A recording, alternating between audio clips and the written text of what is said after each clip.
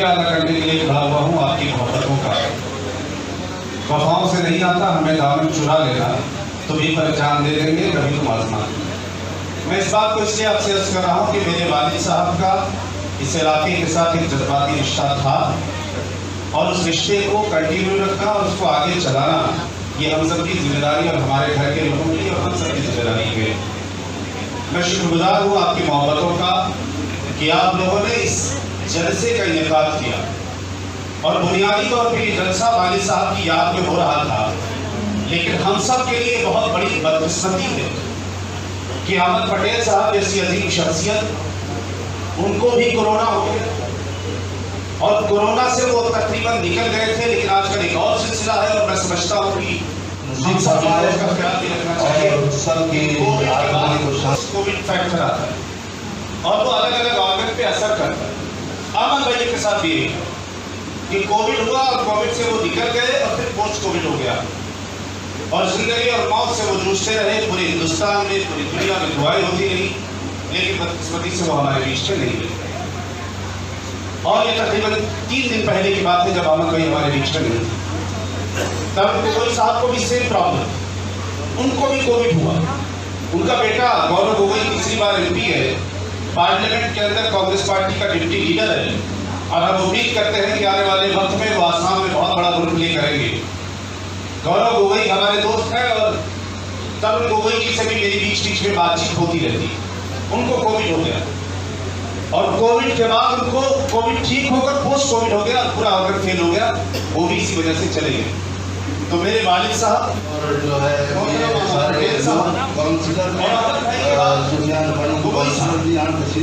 तीनों लोग कोविड के शिकार सारे चीजें जलसा है और इसमें जो है मऊ हो, गाजीपुर हो, बलिया हो, घोसी हो, बनारस हो, इलाहाबाद, पूरा खित्ता जो भी उस दौर में आया होगा प्राइवेट इंस्टीट्यूशंस में एडमिशन के लिए हमारे वालिद साहब ने कोशिश ये की कि उनकी मदद हो, उनका एडमिशन कराया और कई सारे लोग इस बात के गवाह हैं कि उन्होंने अपनी जेब से फीस देने का काम और उन बच्चों को तरबियत देने का काम दादा कहते थे। और मैं समझता हूँ ये नए लोगों के लिए इंस्पिरेशन की बात भी हो सकती है कि कार नहीं होती थी, बड़े बड़े लोगों के पास कार नहीं। अब 1960 में आए थे तो जो घोड़ा गाड़ी होती है गांव से बैठकर खिंडसराय स्टेशन पत्नी जो पटनी छोटी लाइन बोलते उसे मुगल सराय से जनरल में बैठकर कंपार्टमेंट मुंबई में आके मजदूरी तो चलो ठीक है, तालीम हासिल करना, इसलिए कि तालीम से बड़ा कोई रास्ता नहीं है। आपसे भी गुजारिश है, आधी रोटी खा लीजिए, आधे कपड़े पहन लीजिए, 2 जोड़ा कपड़ा हो तो 1 जोड़ा कर लीजिए, अपने बच्चों को पढ़ाइए, जिसको चाहिए वोट दीजिए, मगर अपने बच्चों को पहले पढ़ाएंगे। अगर अपने बच्चों को पढ़ाएंगे तो शायद हिंदुस्तान को ज्यादा बेहतर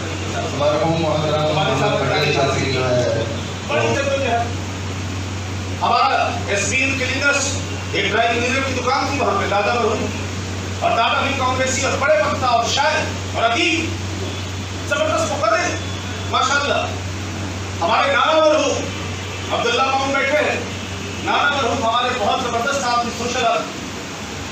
तो अबू यहाँ पर मेहनत करके उन्होंने कांग्रेस पार्टी के झंडे तले अपने आप को खड़ा करने की कोशिश की और हम समझते हैं कि कांग्रेस पार्टी का नजरिया गांधी का, नेहरू का, मौलाना आजाद का इस मुल्क की हिंदू मुस्लिम एकता का नजरिया है।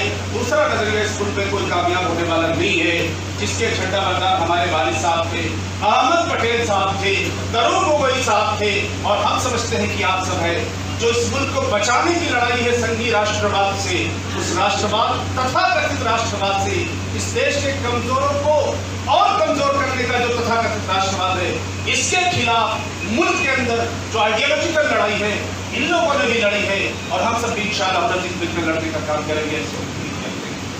ये इलाका बहुत मशहूर है, इसलिए मशहूर है कि यहाँ पर कंपोजिट कल्चर, हिंदू मुसलमान अगले पिछड़े गरीब अमीर सब मिलकर रहते हैं। वसीम ने ठीक कहा और हम तो जौनपुर में है और वहाँ पर कांग्रेस पार्टी का झंडा उठाए हुए हम इंशाअल्लाह उठा लेंगे राहुल गांधी के साथ। आपसे भी गुजारिश करना चाहते हैं कि इस इलाके में पूरी ताकत और शिद्दत से गांधीवादी उसूलों को मजबूत करने की जरूरत है। इंशाअल्लाह अज़ीज आने वाले वक्त में महाराष्ट्र पूरे मुल्क को पैगाम देगा और मोदी और अमित शाह के इस मूल विचार के खिलाफ और गांधीवादी उसूलों के साथ महाराष्ट्र खड़ा होगा। और हम लोग इस लड़ाई को जो अहमद भाई ने आखिरी वक्त तक लड़ी, जो तरुण गोगोई ने आखिरी वक्त तक लड़ी, जो प्रोफेसर जावेद खान ने आखिरी वक्त तक लड़ी, उस लड़ाई को लड़ने का काम करेंगे। सब साथी तैयार हैं तो हाथ उठा दें इस लड़ाई के लिए और संघर्ष के लिए जोरदार ताली के साथ अपने लिए संघर्ष के साथ खड़े हैं।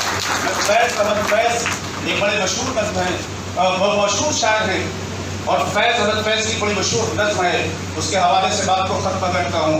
गुरु जी हमारे गांव से आए हैं। गुरु जी बहुत बहुत धन्यवाद आपका। हमारे चुनाव में भी विधानसभा में बहुत काम किए थे। गुरु गोविंद उपाध्याय जी जौनपुर से चल के आए हैं ट्रेन पकड़ के, बहुत धन्यवाद। फैज का शेर है कि ये दाग दाग उजाला ये शब्द गुज़ीदे सर, ये दाग दाग उजाला ये शब्द गुज़ीदे सर, वो इंतजार था जिसका ये वो सहर तो नहीं, ये वो सहर तो नहीं जिसकी आरज़ू लेकर चले थे यार के मिल जाएगी कहीं ना कहीं।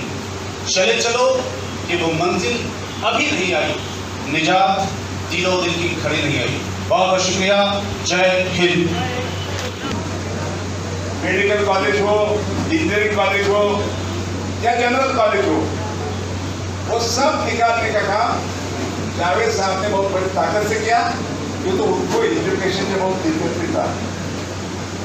उनका कहना था कि आपके लिए हो या माना स्वर्गीय हो या ओबीसी हो, जो समाज के नीचे तबके के लोग हैं वो अगर एजुकेशन नहीं लेगा तो आगे बढ़ नहीं सकते, आगे जा नहीं सकते, समाज को भी ऊपर नहीं उठा सकते। ये उनका सपना था। इसलिए एजुकेशन में अगर महाराष्ट्र में कर्नाटक जैसे अनएडेड स्कूल का काम किया होगा वो हमारे प्रोफेसर जावेद साहब ने किया। यहाँ पर जो जिस किस्म की बातें सुनने के लिए थोड़े पर्सनल है। सच्चाई तो ये है मैं बचपन से अबू को देख रहा हूँ एंड अबू का जो पागल जैसा प्यार गोवर्दी के साथ था वो कभी आप लोग के एंगल से मैं समझ नहीं पाया। मैं हमारे सारे भाई बहन सच्चाई तो ये कि जब हम बंगले में रहते थे, मंत्री भी थे, तो 10 दिन अबू को देख नहीं पाते थे। 15 दिन कई बार घर में रहते थे, वो मिल नहीं पाते थे। 4 दिन 5 दिन ऐसे निकल जाता था। मंत्री थे वो बात अलग रही। मंत्री पद के बाद भी एक एक्सपेक्टेशन था कि शायद ज़्यादा अवेलेबल रहे अबू फैमिली की तरफ, पर फिर भी ये जो कहानी थी गोवर्दी की वो चलती रही। और भैया हमने वो एक्सपीरियंस नहीं किया अबू का वो साइड। बहुत ही रिसेंटली हादसा होने के बाद काफ़ी आप लोगों से मुलाकात होने लगी। सारे लोगों से तो अभी भी मुलाकात नहीं हो पाई है, पर काफ़ी लोगों से मुलाकात हुई और पहली बार मुझे आप लोगों का एंगल समझ में आया। और वो जो लव स्टोरी है अबू की गोवर्दी के साथ, पहली बार वो कंप्लीट हुई है मेरी नजरों में। हर आदमी का देखो एक हीरा एक होता है ना, a हीरा is a diamond, it has many facets। हर आदमी जो उस हीरे को देखता है उसको एक अलग एस्पेक्ट दिखता है हीरे का। अबू पे आते हैं, आप लोग सब ने बहुत सारी कहानियां बताई। वन एस्पेक्ट ऑफ इट, मैं अबू को जिस तरीके से जानता था, अबू को मैं जानता था अबू एक बहुत ही सक्सेसफुल पॉलिटिशियन थे। मैं जानता था अबू ने यूनाइटेड नेशंस में भी इंडिया को रिप्रेजेंट किया। मैं अबू को प्रोफेसर की हैसियत से भी जानता था। मैं अबू के साथ पिछले 15 साल ऑलमोस्ट रोज काम किया हूँ। मुझे अबू का वो भी एस्पेक्ट देखने मिला मेरे बॉस का। बहुत सारे एस्पेक्ट्स, बहुत सारी कहानियाँ एंड कुछ चीज़ें समझ में मुझे आने लगी है, पर उसके ऊपर मैं बात नहीं करूँगा ज़्यादा।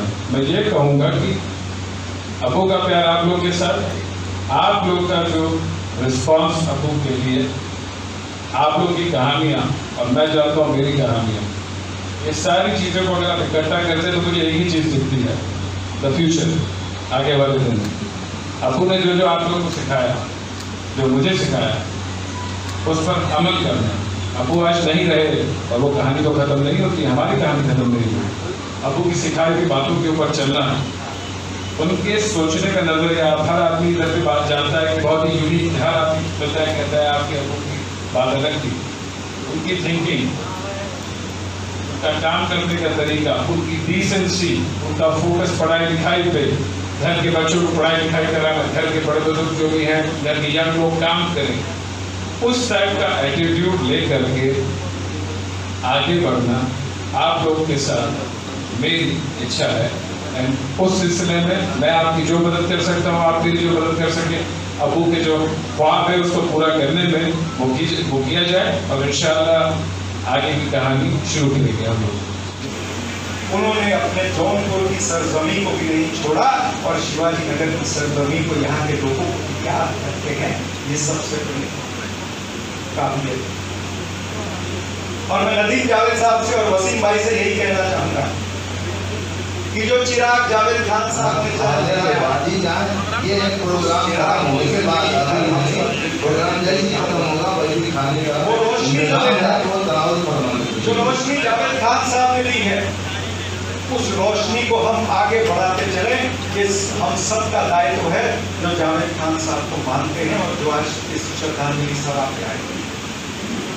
तो खान साहब को और श्री अहमद पटेल जी को और तरुण गोगोई साहब को मैं अपने परिवार की तरफ से और कांग्रेस परिवार की तरफ से श्रद्धांजलि देता हूं। उनको ईश्वर अल्लाह अपने चरणों में स्थान दे और उनके परिवार को ऐसा आशीर्वाद मिले कि वो चिराग जो है वो कभी बुझे नहीं, वो जलते ही रहें, वो रोशनी देते ही रहें। धन्यवाद। जय हिंद। आगे के लोगों ने जो श्रद्धांजलि का कार्यक्रम रखा है और ऐसे शख्सियतों का तरुण गोगोई साहब 15 साल आतंकवादियों से एक राज्य को निकालने में इनका था। उनके कामों को शुमार नहीं कर सकता। अहमद पटेल साहब बहुत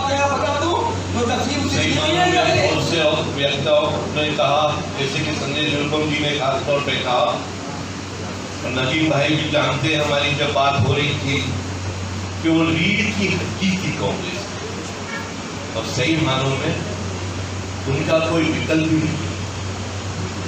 और आज जब कोई इंसान हम में से जुदा होता है तो जब हमको उनकी याद हमें आती है, काश जावेद खान साहब के बारे में मैं क्या कहूँ, आपके लिए आपके क्षेत्र में नुमाइंदगी किए, मेरी शक्ल पे नहीं जाइएगा, उम्र बहुत हो चुकी है और मैं इनके साथ जब ये इनकी रिहाइश धारावी में थी, जब से मैं इनको जानता हूँ, किस तरह तिजारत किए, प्रोफेसर बने और उस तरह जिंदगी में आगे बढ़े और एक अपना मुकाम। यहाँ जो भी शख्स अपने गांव से आते हैं, जैसे मेरे वालिद साहब, आपके वालिद साहब आए और ये जो राज्य है इनको अपनाता है तो बड़ी शिद्दत, मतलब किस मुश्किलों से अपना एक नाम, एक मकाम पैदा करते हैं। उनमें से जावेद खान साहब थे और आज आप लोगों ने उनकी याद में ये जो श्रद्धांजलि का कार्यक्रम रखा है। और इनके बारे में ये कहूँगा, जावेद खान साहब के बारे में, कि इनके इंस्टीट्यूशन का संजय निरुपम जी ने कहा, मगर मैं उसमें कहना चाहूँगा कि मुंबई शहर जो है आज अगर 1.25 करोड़ की आबादी है तो 60 से 70 लाख जो आबादी है वो झोपड़ियों में रहती है। और उनको जो समाधान का हाउसिंग मिनिस्टर का जो 14 फीट का हाइट जो हुआ था, मेरे जहाँ तक जानकारी है इनके कैरियर में हुआ था। पंडित जी मैं सही बोल रहा हूँ? मैं समझता हूँ अगर ये जो काम है मुंबई शहर में अल्लाह ने इनसे करवाया और अल्लाह ने इतना बड़ा काम करवाया, नहीं तो रोज बुलडोजर आता था और लोगों की जिंदगी में जो होता था और वो इनसे अल्लाह ने करवाया। ये ऐसी हकीकत है, मौत जैसे भी अनीस भाई हमको कह रहे थे, ये आखिरी अशरा है हमारा। भाई ये तो अल्लाह जानता है, सही मानों में हमारी जायदाद तो कब्रिस्तानी है। मेरे अंदर कांग्रेस की अलग जगाने वाले, कांग्रेस की आग लगाने वाले अगर कोई व्यक्ति तो अहमद पटेल थे। उनका बड़ा आशीर्वाद रहा मुझ पर, बहुत मानते थे मुझे। मैं भी, अगर हम सब जब दिल्ली जाते थे तो हमारे जो जिन मतलब जिन ठिकानों पे जाके मत्था टेकना सबसे जरूरी होता है हम लोगों के लिए, उससे एक अहमद भाई का ठिकाना था और जब भी दिल्ली होते थे अहमद भाई से जरूर मिलते थे। ऐसे अहमद पटेल मैंने बड़ा करीब से देखा उनको, बहुत रिलीजियस थे, लेकिन थोड़ा भी कट्टर नहीं। मैं बार बार कहता हूं कि रिलीजियस होना बहुत अच्छी बात है, लेकिन रिलीजियस होने के नाम पे जो फिरका परस्ती है या कट्टरपंथ है वो गलत है। अगर पूजा करो, नमाज पढ़ो तो अच्छे मन से, शुद्ध मन से, प्यार से, मोहब्बत से पढ़ो, सदाचार के साथ पढ़ो। ये अहमद भाई के अंदर एक तरीके से बहुत सारे किस्से, अगर अहमद पटेल एक ऐसा व्यक्तित्व है कि कांग्रेस पार्टी में इस दौर की इस पीढ़ी के जितने लोग हैं, अगर वो बोलना शुरू करें तो घंटों घंटे बोल सकते हैं। सबकी कहानी, सबके जीवन में कुछ ना कुछ अहमद पटेल का रोल रहता है। बाबा भाई, अनिल साहब, तो सबके जीवन में, नदीम भाई हैं, सबके जीवन में अहमद पटेल का एक बहुत बड़ा रोल था। ऐसे एक